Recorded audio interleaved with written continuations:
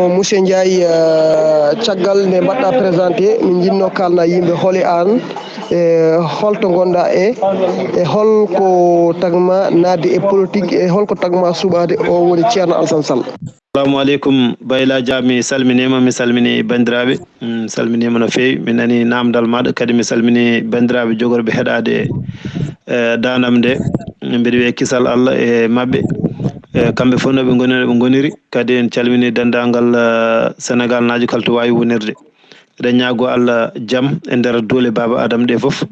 bo invitation ɗen puɗɗoro bisimillahi rahmani rahim yallah ken yettinirɗo alhamdulillahi rabbil alamina mi namdi mi nani namdal ma gadaniwal woni Hamee Njaay hol gonɗo Hamee Njaay min ko Hamee Njaay mbiyetemi jeeyami ko cuuɗi meɗen hawree jooɗimi ko ɗo e leydi meɗen Espagne gonɗo e Catalunya Barcelone ko yidde wiide vraiment koye développement politique gonɗen kadi a namdima holko nannimi e politique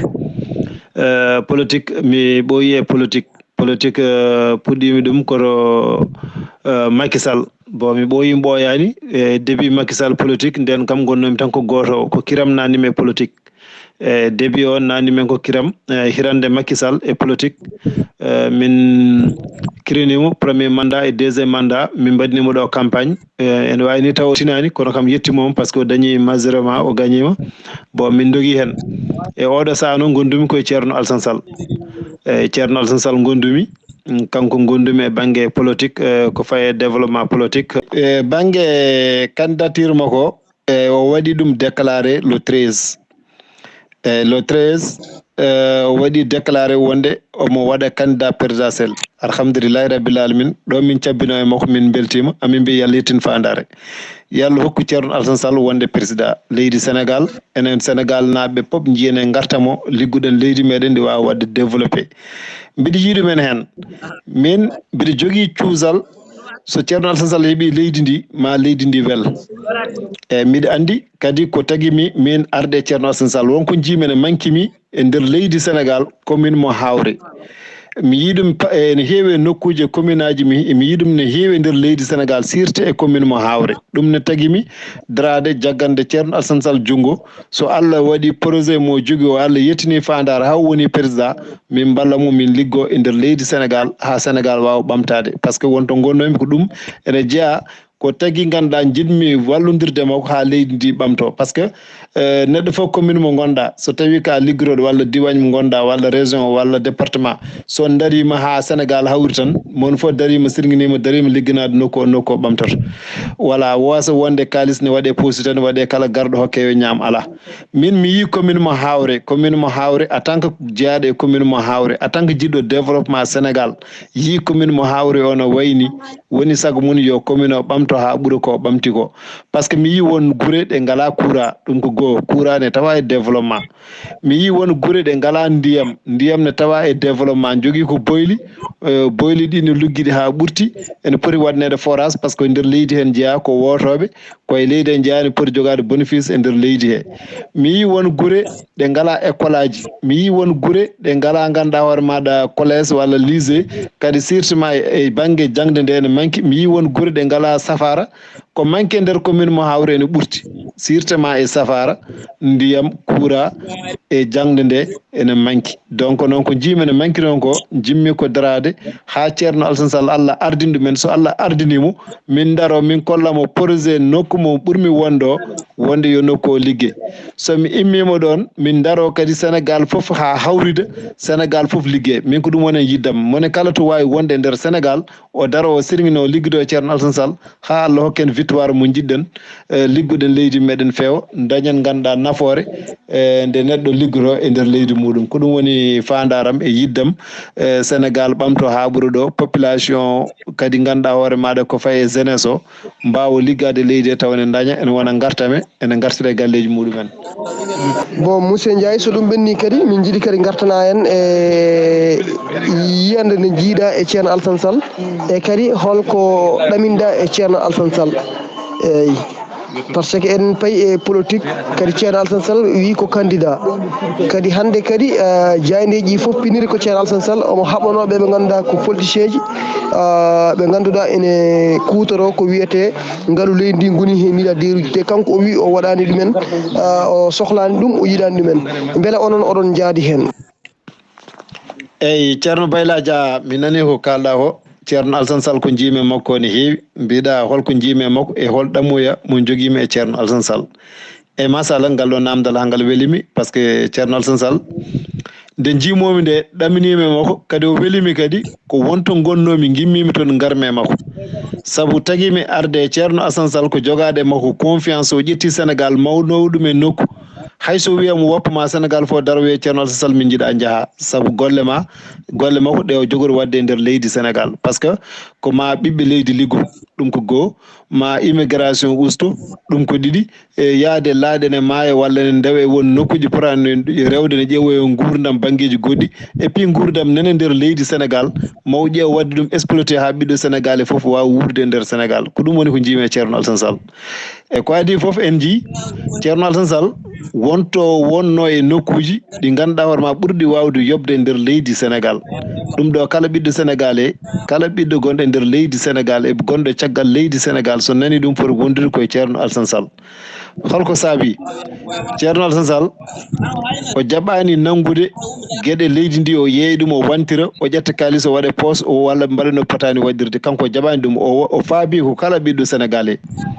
eɗen gandi pétrole o ko toon o wonno koye poste ɓurde moƴƴude poste uji nder Sénégal kanko ko ɗum o kippuno e nder leydi Sénégal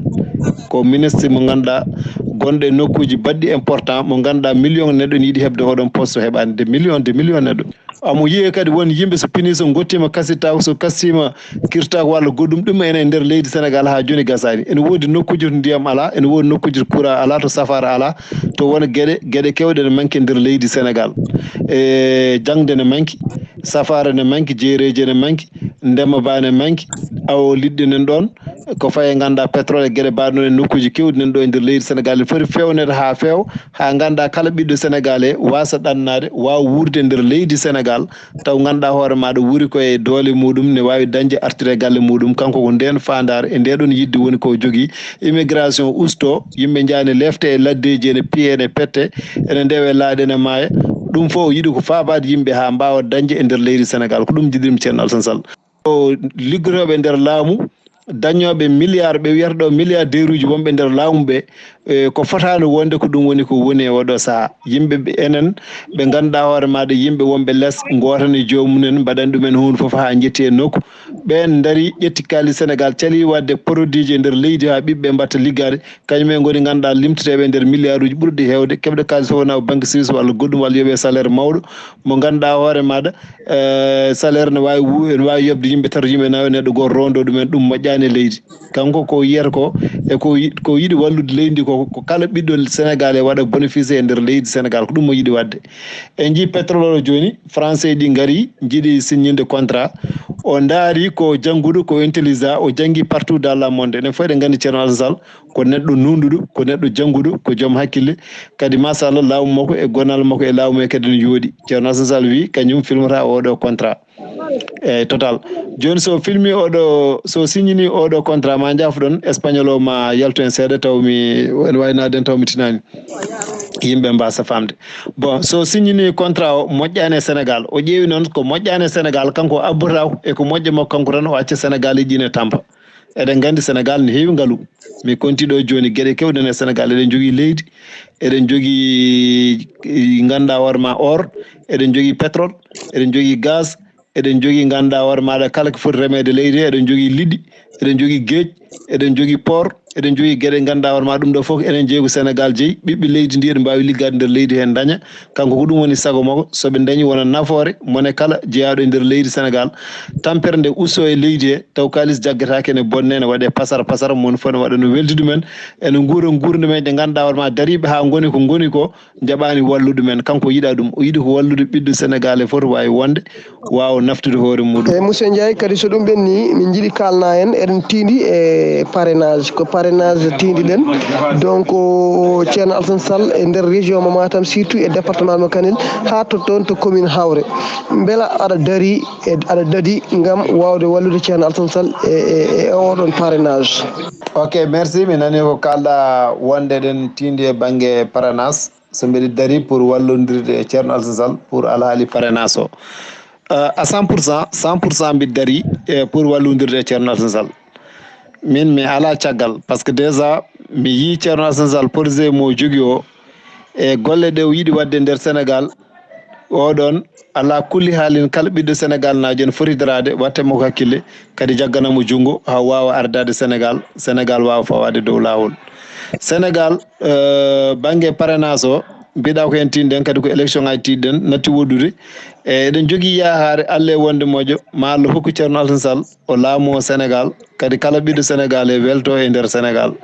saabu laamu makko ko laamu joɗgu wonata ko laamu mbangu fayida